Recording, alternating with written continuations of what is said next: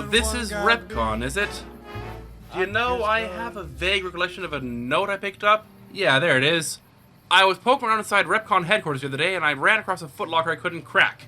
It was hidden in the president's office. I know you're better at that kind of thing than I am. So what do you say we try and pop that baby open? It's some kind of gunner's logo on it, so there might be something valuable in it. So, I don't know about you guys, but I'm excited for this. It's like, yeah, some kind of loot. And it's Repcon too, so it's going to be electronic loot. So it's going to be extra valuable. And let me look at this place. They even have functioning robots around the outside. Hello. How may I serve you, master? Well, you can point me to the loot. Is there a what the? Eddie, I swear, I'm not cheating on you. But there's a sentry bot following me around. Why is there a sentry bot following me around? You're a robot? Do something! Okay, fine, I'll pick you up. I don't know what I'm gonna do with this. Hey, Veronica, you're Brotherhood? Would you like a sentry bot toy? Okay, I'm just baffled at this point. We're gonna go inside. Now, I recall that, yeah, they said there were some fiends who'd gotten themselves lost around here. That they couldn't keep sending people in here because there was a problem. What time is it right now? It's 8 a.m. Hello? Hello. Please remember visiting hours are from 10 a.m. until 5 p.m. Please show your badge or make your way out of the building. And they couldn't keep sending people in there because the robots were killing them. And you know what? They want us to wait 2 hours? That seems reasonable. It's 8 a.m. right now. We'll wait until 10 a.m., you know? Sit down on this thing, have a seat, and we'll just wait for a bit. All right, it's 10 a.m. Hello. How may I serve you, master? Are you the... Welcome to Repcon headquarters, Rocketeer. Come all this way to see our little facility, have you? I'm here to answer any and all questions you may have, within specified parameters. And if you'd like, I can provide a tour of our museum. I suppose. I mean, it wasn't really why I came here. I came here to loot everything I could. But yeah, tell me about Repcon, will ya? I can answer whatever questions you'd like, provided your query is limited to Repcon history, research and development, or Robco. Alright, give me the spiel on the history. Repcon's illustrious history began way back in 2054, shortly after the famous Delta 11 rocket was completed and launched.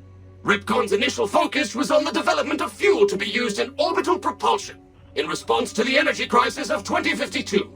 Sad times indeed.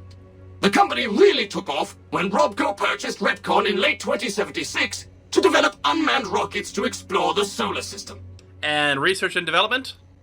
As you may already know, Repcon is an industry leader in producing alternative fuels for military and scientific purposes. Repcon scientists were pioneers in fission-based propulsion systems, and have recently had some very exciting breakthroughs with plasma systems. The recent partnership with Robco has freed our engineers from mundane business matters, allowing them to focus solely on future projects. Alright, and tell me about Robco. You seem to have a lot of good things to say about that. Robco Industries purchased Repcon in 2075 to assist with some of Robco's military projects, as well as developing unmanned space exploration. The relationship between Robco and Repcon is mutually beneficial, and we hope that both companies bolster each other well into the next century. Yeah, although, from the way you say it, it sounds a lot like Robco bought them to basically get them to do what they want, and that what Repcon gets out of the deal is a lot of money. So I'm gonna say that one of those people has a lot more power, so mutually beneficial maybe, but Robco seems like the guy who's getting a lot out of it. Yeah, that's enough about Repcon. Very well. Feel free to ask me more about Repcon at any time. Don't be shy. The tour showcases Repcon's amazing scientific contributions, and the promise of many more, coupled with its parent company, Robco. Alright, give me the tour then. Excellent, excellent. Please be patient. The tour will begin in just a moment. You see that? Ready We get for to have a the tour. Repcon tour, Rocketeers? Courtesy of the fine folks at Robco, I'll be your guide today on the path of scientific discovery. I mean, I know I shouldn't be this excited, but it's like, come on, how often do you get a tour? By a robot, no less. In the lead-lined case behind me is a spent radioactive rod from one of our old reactors. No need to stand too close. Let's move along, shall we? There's no rod. Boring old rod? What's this, a dull rod? Not so, Rocketeers! This dull rod once powered Repcon's old nuclear-propelled rockets and still contains harmless, asterisk, traces of radioactive material. As much as I stare closely, asterisk, at the rod and try to spot the telltale glow. While this case is lead-lined, standard in these cases, not specifically requested for this display, do not touch, look, or stand too close to this exhibit. Keep your legs moving and see the rest of the museum. Okay. Look here! A row of multicolored plasma fuels. Careful, they may look safe to drink, but your stomach is the last place they should be. Why the difference in cylinder size? Refining our production methods has resulted in higher yields of fuel over time. That's why. Okay, but why would you suggest it's even safe to drink? That's a terrible idea. Plasma what? Hold up, Rocketeers, what's this?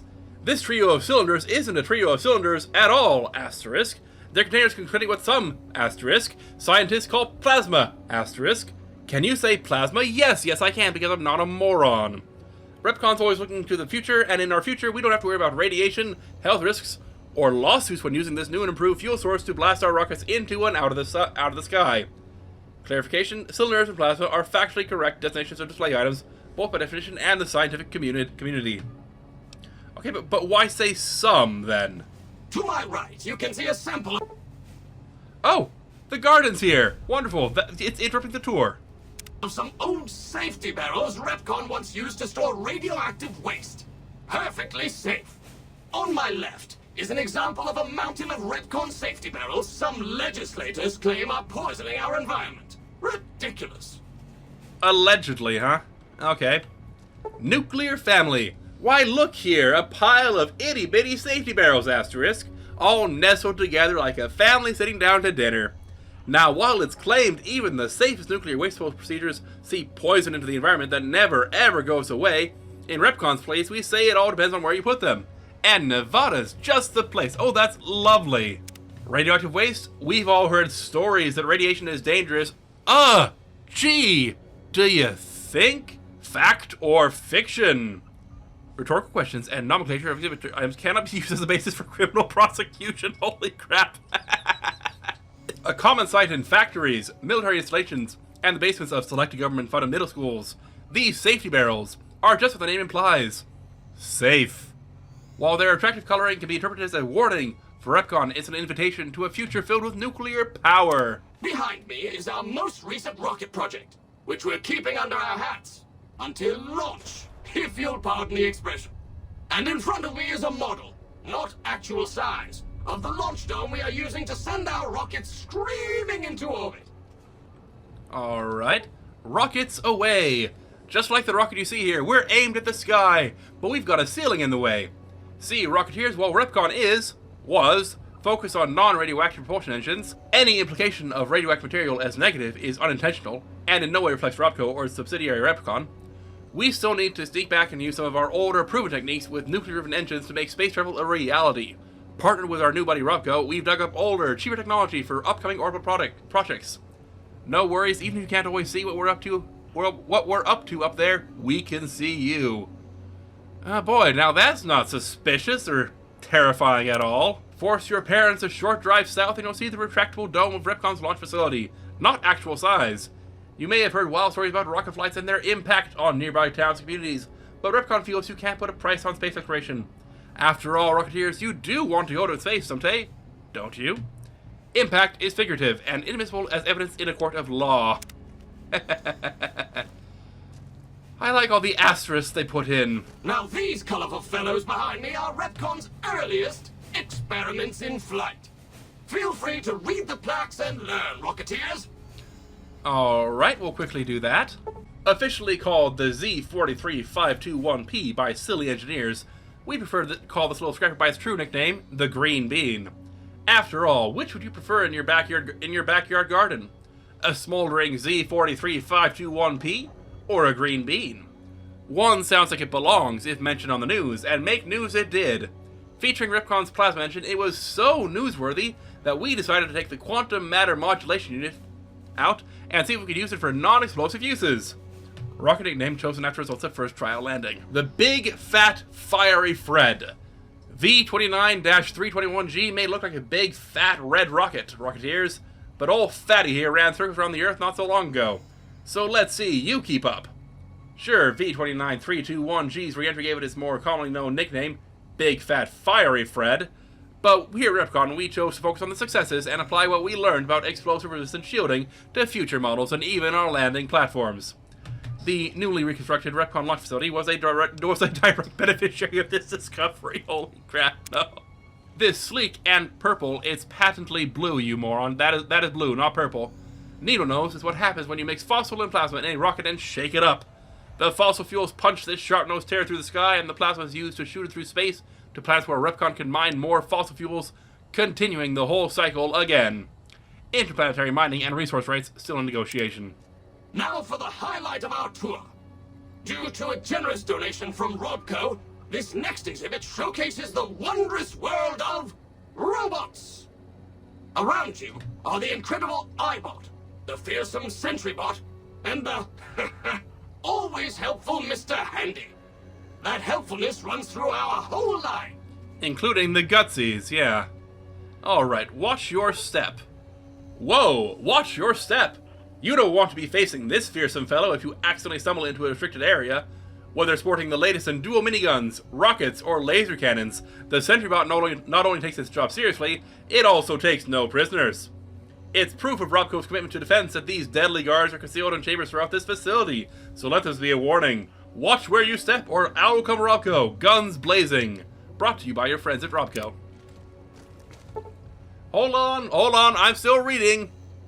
The eye in iBot. Robco's always had an eye for robotics, and this little fellow is no different.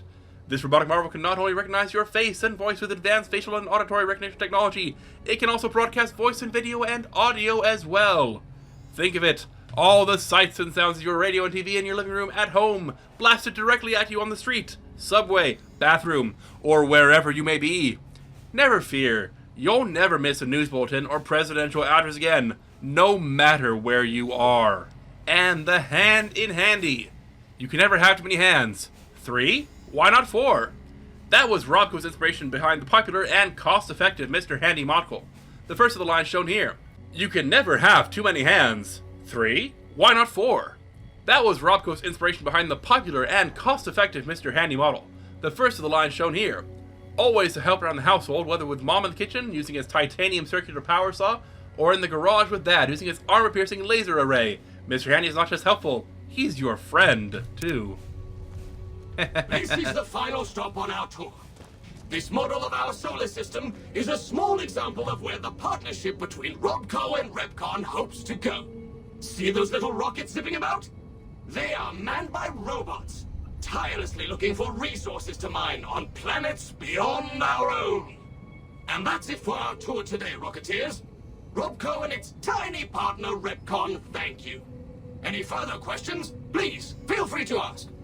I will do that, but this is actually a really cool room. I like that. Alright, our rich solar system. A model of our solar system, not actual size. Beautiful, isn't it? Robco, with its subsidiary Ripcon, has often gazed in the night sky, seeing the rich patch of stars and planets above us. Our goal? To send unmanned rockets to those other systems, seeing their beauty firsthand, while mining ever deeper into each planet's surface for precious resources needed here at home. This is our promise to mankind, extending our reach into a future where the number of Robco and Ripcon rockets match the stars in the sky. Alright. But I can't help but notice there's a door over here, which has a body in it. And a keycard of some sort. Jenny Millet's security keycard. Alright, fantastic. So we might have a way in.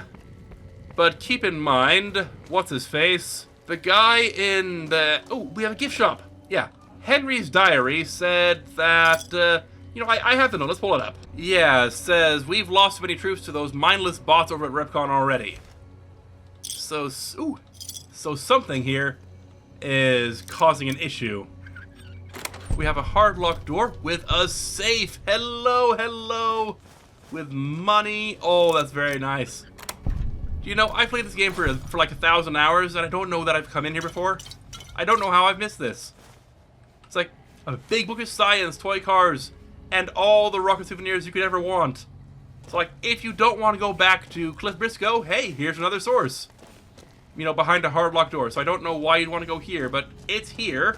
But we do have a way to head in. Yeah, locked, use the key. Jenny Miller security key card. All right. And an average locked terminal. So let's quickly open that up. Let's see. Inter-office correspondence number gobbledygook. Let's see. From Piers Isley, General Manager. Hello again, everyone. Those of you in the main building may be curious about the men doing all the work in your office and hallways. They are installing some enhanced security measures. These measures are in place for your safety, as well as the safety and privacy of your Repcon family. Along with the hardware and software security changes, each of you will also receive a personal packet with an identification badge. It is very important that you wear your badge at all times. Again, this is for everyone's protection.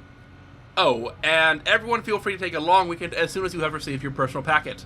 Have a great holiday, signed Piers. Alright, from Carl Rook to everyone. My name is Carl Rook, as I'm sure you can tell. I'm your new vice president. Until recently, I was at Robco working in their security division. But now that your family and my family are one big family, we thought it'd be nice if they sent an older sibling over. Now, I'm going to do as much as I can not to interfere with your daily operations here. My principal concern is going to be security.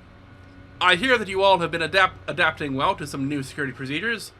Well, we've got some new kids joining your little family here. You'll see some friendly androids patrolling around the main building.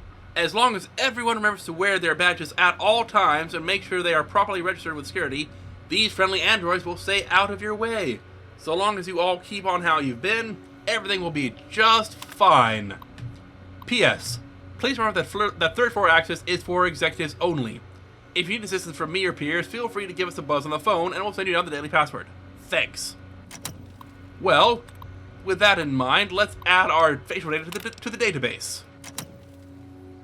And that should give us access to the first floor, I think. Another average locked door. With, holy crap, all the microfusion cells in the world. Yes, please. Don't mind if I do. That's all the ammo in the world for all the entry weapons in the world. Be sure to visit again. Oh, and please, for your own safety, stay outside of restricted areas. Oh, yeah, we'll stay outside of restricted areas just as soon as we get all this ammo. Thank you much. And medics and a plasma rifle. Valid facial pattern detected. Yep, see, Eddie? That's why we went to that computer. Because now, we're not just a stranger taking the tour. Now we're unemployed. But you can go check Veronica, man. It's like she's here too. Well, that hardly seems very fair. And more microfusion cells. What are we up to right now? Right now we are at holy crap, 440 microfusion cells. Oh, that's beautiful. And we have a stairway up. Or we could head to shipping with a very hard locked terminal or a very hard locked door. Well, as it happens, we can do both. So, there we go. Oh, hello. A Q35 matter modulator, you say? Well, we're going to have to check that out, won't we? You know, after we get outside again, we can use this. And even more microfusion cells. Oh, goodness. Oh, I'm so glad I came in here, guys. You guys have no idea. It's like, this is so much ammo. Like, how much is all that stuff worth? That is, you know, almost 2,000 caps worth of ammo. Oh, that's brilliant. That's 2,000 caps I don't need to spend on ammo. Okay, second floor access. We need to be quick here because our facial pattern is only valid for the first floor. So we need to... Yes, here we go. Here's a desk and a terminal. Hopefully we can add ourselves to this floor too. There we go. Excellent. All right, we have some more emails to check out. From Sarah Wang, Information Systems, Mr. Rook. For the last couple of weeks, I have seen a higher than usual rate of encrypted messages leaving the facility here. These messages use an unusual encryption protocol that I haven't seen before. I'm fairly certain that it isn't a DoD-approved method. I fear these methods may be a sign of someone sending insider information. Mrs. Wang, please continue your investigation into the messages and keep me appraised on any progress you make. In the meantime, please keep this information private. I will make sure the appropriate parties are informed, and please, call me Carl. I've made some progress decrypting the packets. From what I can tell, someone is sending progress messages to a secure offsite server somewhere. Were I to venture a guess, I would say that the messages are going to Poseidon, but I don't have enough proof to make a serious claim. Okay, not only was what's-his-face getting pretty close with somebody else in the facility, but something was going on in here that made it so that someone was sending encrypted messages to Poseidon. But we're safe now, at least, so we can keep poking our nose around. I mean, honestly, I don't think we're going to find something better than what we just found. I mean, look at this thing. We got like 800 ammo for this thing, and we have the Q35 matter modulator. Honestly, that's not as good as I thought it'd be. 39 damage to 159 DPS? It's like, I could be wrong, but I'm pretty sure this thing does, yeah, I mean, it's got higher DPS, yeah, but that one does higher base damage, and it does require ammo. Oh, but this thing looks, that does look very nice. Yes, it does. Yeah, that is nice. That is the look of a mercenary who knows what he's doing. Okay, we have an average locked door in here, which leads into a room with, hello, an active terminal. What's that say? I have managed to get the passwords to Isley's computer. I'll forward it to you with the release notes to the Q35. The prototype is going to be stopping here on its way to the Department of Defense. You should be able to... Oh, okay. So whoever was sending encrypted messages, this is the person. Yeah, Miss Masters is the one sending the notes. In the past, you and I have been of like mind when it came to the moral and financial future of this company. When Poseidon showed interest in those years ago, you helped me rally the board in order to keep Repcon autonomous. I'd like your help again with Robco. Piers claims that Robco is buying shares in the company to force a hostile takeover if we won't sell willingly. I don't believe that they will be able to pull together enough shares without some approval of the board. I think that you and I will be able to sway enough votes to keep the company safe. I hope you'll stand with me for this. And, okay, Leo sent me... Okay, and then she's saying, talking to the general manager, you were right. Leo sent me a message last night. I think I made the call to the board. I think with the numbers we are looking at, pocketing from the Robco deal, we will have no trouble getting... Oh! So, what's-his-face, Leo reached out to Masters, saying, hey, help me resist this deal from Robco. You know, if we make sure that the board votes with us, we won't have to sell to Robco. She said, yeah, of course. And then she turns around and says, okay, this other guy, he sent me a message, but if we're willing to basically sell our company, we'll make out like bandits. Gotta be honest, that's a smart woman there. Alright, back up we go, because there's going to be a way up to the 3rd floor somewhere in here. And on the 3rd floor, we know there's a weapon case in the president's office. And I want to see what's inside that. Ah, this might be the way up. Yes, it is. See? We just need to climb up the collapsible floor there.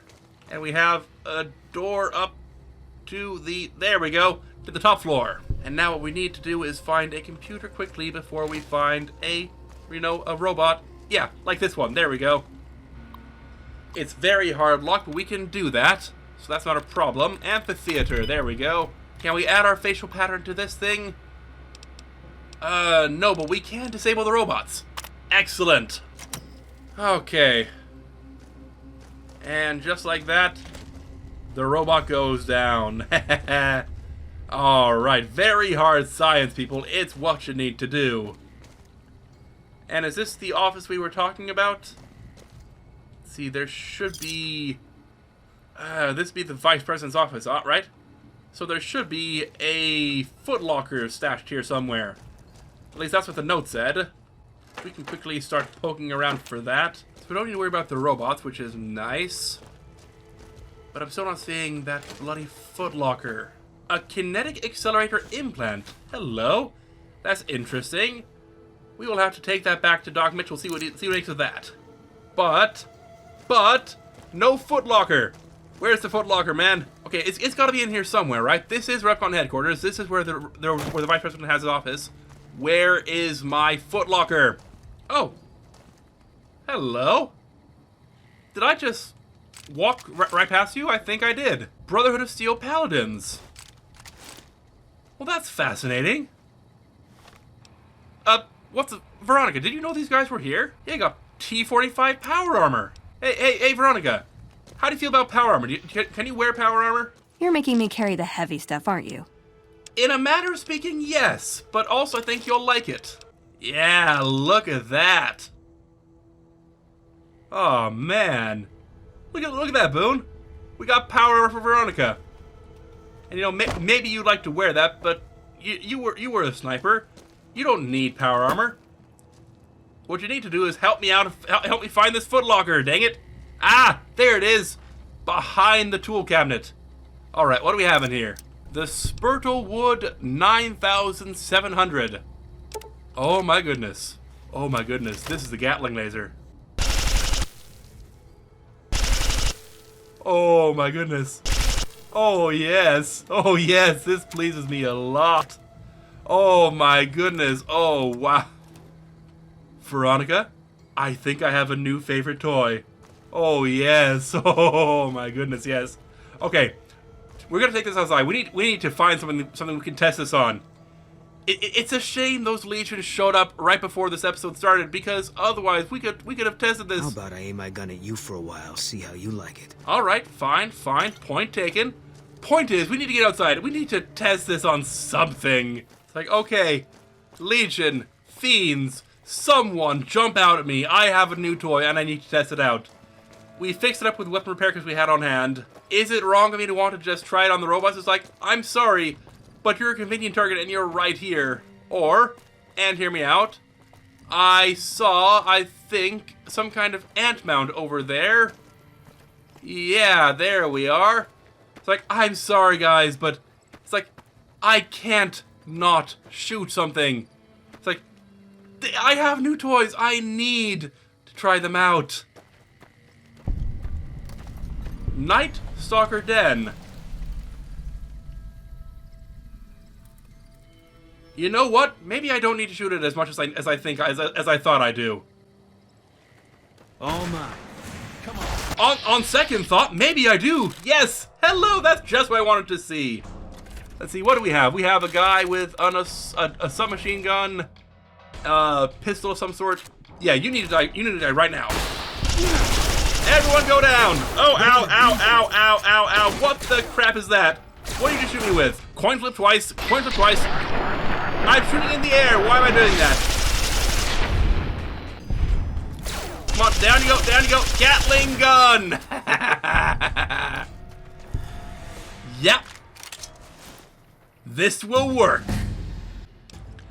And level 21. What do we want with level 21? Well, we could just top up Barter, I think. And you know what I think? Well, we're going to knock energy weapons up to 100 as well. Actually, oh, we picked up a Nikola Tesla in there. So we're knocking up 96, take it the rest of the way. And then leaves us 6 skill points, which I think we're going to put into survival. Oh yeah.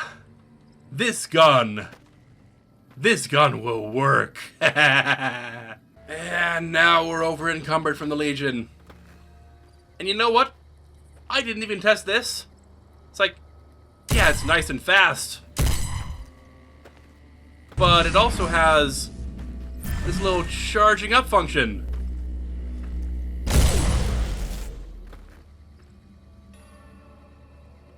Oh yeah.